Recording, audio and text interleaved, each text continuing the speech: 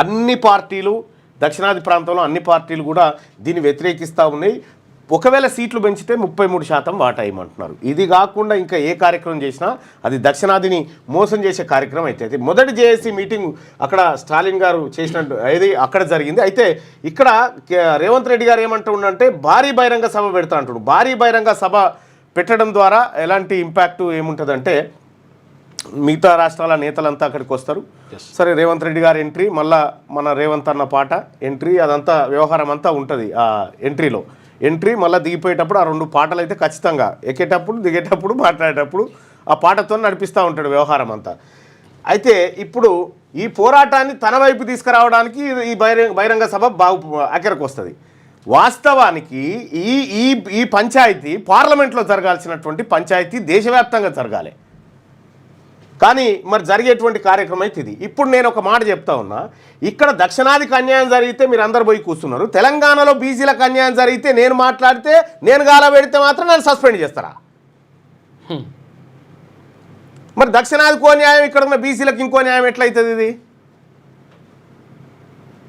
అందుకే మీరు చేస్తే రాజకీయం, అవతలోడు చేస్తే వ్యభిచారం కాదు. బరాబర్ బీసీలు రాజకీయం చేయాలనుకుంటున్నారు ఈ రాష్ట్రంలో. ఇక్కడ బీసీల హక్కులు కొల్లగొట్టింది మీరు, ఇక్కడ ఉన్నటువంటి బీసీల పదవులు కొల్లగొట్టింది మీరు, ఇక్కడ ఉన్నటువంటి బీసీల జనాభా తక్కువ చేసి చూపించింది మీరు. మీరు పోయి ఇప్పుడు మళ్ళీ మేము మీతో నుంచి కొట్లాడాలి. మా సంగతి ఏంది మరి? రాష్ట్రంలో బీసీల సంగతి ఏంది? 30 సంవత్సరాల నుంచి కాంగ్రెస్ పార్టీని పట్టుకొని తిరుగుతున్నటువంటి మేడ్చల్ ఏది అడ్వకేటు, కాంగ్రెస్ పార్టీ అడ్వకేటు, ఆయన బీసీ అని ఏది అక్కడ పీపీ పోస్టు ఆయనకు కాకుండా ఓ రెడ్డి ఆయన బీఆర్ఎస్లకి ఏం తీసుకొచ్చి ఇచ్చారు.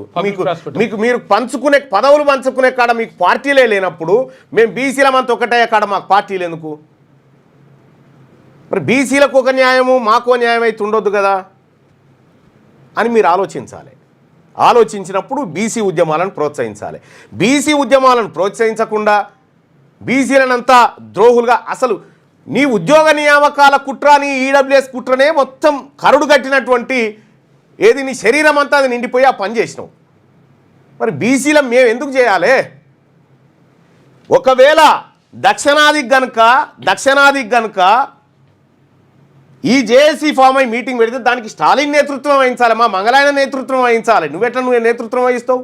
మా బీసీ బిడ్డ నేతృత్వం వహిస్తే అక్కడ న్యాయం జరుగుతుంది.